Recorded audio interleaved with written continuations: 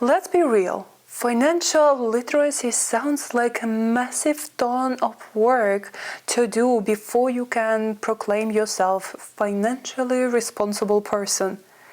And you know what? Financial literacy, like many other things, actually starts with a small step at a time. And the best what you can do for yourself is to start understanding how your money works and where they goes. And therefore, I encourage you to start tracking your money without the judgment over your maybe sometimes spontaneous or even irrational financial decision, without the fear of looking on the numbers and seeing maybe zero or even minus on your banking accounts. I encourage you to start facing your personal money flows and understanding how they works in general.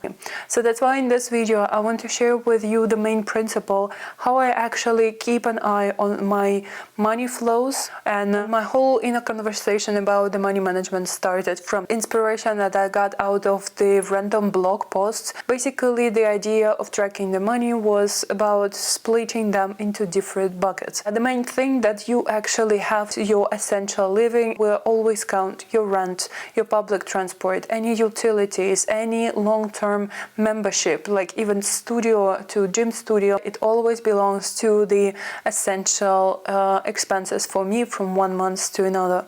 And you name it, groceries, yes, it's essential.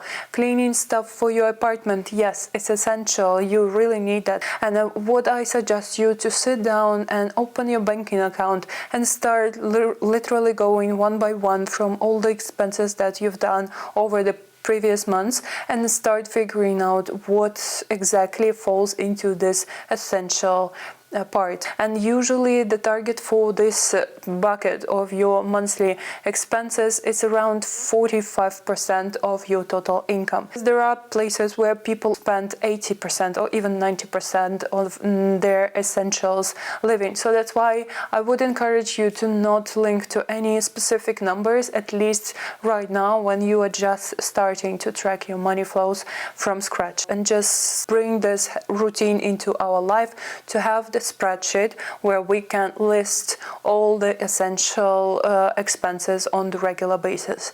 By the way, if you want, you can repurpose my Excel sheet, and once you shared your email with me, I would send it over to your email account so you can actually copy to your working space in the Google Sheets and start already using this template for your daily life or monthly financial routine, for example. Establish maybe one monthly appointment with yourself. Go to some cozy space or make yourself comfortable in your place. Get some drink of your choice next to you. Sit down, open your bank account, open the spreadsheet and start filling in the information about your past months, how it went and where your money actually gone. And once you would do this revision of your money flows, you would understand that not all of the expenses actually fall into the essential expenses.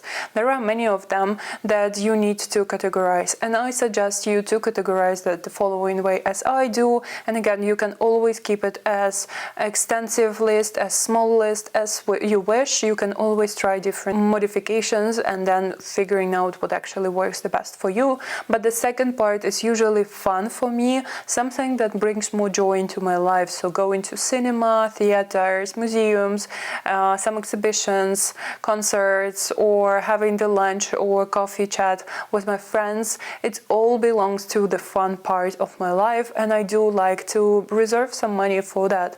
But again, if you are doing this in retrospective, you can easily navigate your online banking and see where those money went, how much money you spent on cafe, maybe doing some sport, renting out some sub board or booking some traveling, and it also goes to the fun part, so you can actually also list it under this section. I think you got the idea what actually you can categorize as the fun part of your monthly budget, where those money goes for making something fun in your life. And if I hope not, but if there is any difficult financial circumstances coming your way, you know this chunk of expenses you can easily pause on few months in order to go through this difficult time with your financial situation. So that's why it's very important to have this fun part separated and to understand how much money you spend on the regular basis on the fun part in your monthly overview. On top of that, I usually also like to categorize the long-term expensive purchases also as a separate category, because usually that is the heavier lift for my budget, because if for fun part I can spend maybe 100 euro for the whole month, but purchasing, I don't know, some new phone might cost me 1,000 euro. So it's definitely different categories of expenses. So that's why I like really to keep these expenses as a separate bucket, and sometimes I pre-save some money in order to make this expensive purchase, like purchasing my laptop, for example. That's definitely out of my monthly budget, so that's why I really like to have an overview how much money I usually spend on expensive stuff, either it's the clothes or some devices or some furniture. Everything that is usually higher than maybe 100 or 200 euro usually goes to this category, and I also like to have it separate. Why? Because I do like to have then forecast for a month or for a year. But as I said, we are going to talk about those iterations of your money tracking system later on my channel. And of course, I cannot skip the very important part of the financial literacy. It's of course investing and savings account.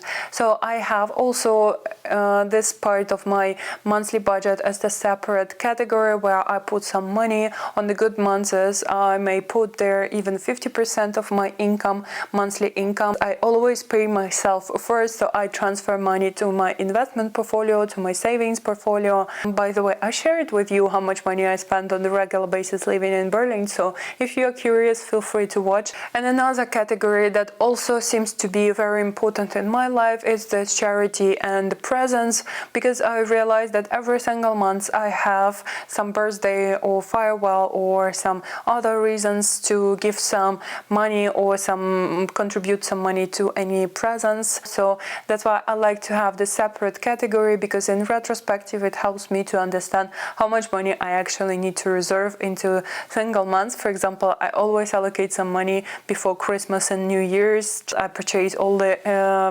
presents I want without being worried actually that I use some other budget from another bucket in my monthly budget in general. And that's usually all the categories I use. But if you are right now a student and you have the regular expenses on some educational materials or some classes, or you are student by nature and you like to purchase some online courses, online digital products to educate yourself on any subject that you are particularly interested, I would also recommend you to keep it as the separate category in your money tracker. That also in retrospective will help you to understand how much money you actually spent on this education section, and later on of course you would be able to predict and forecast how much money you actually need to reserve for that. I encourage you to always try out and see what actually works for you. I'm giving you the base ground, the base point from which you can start already, and you are not starting from the blanket page, but rather have already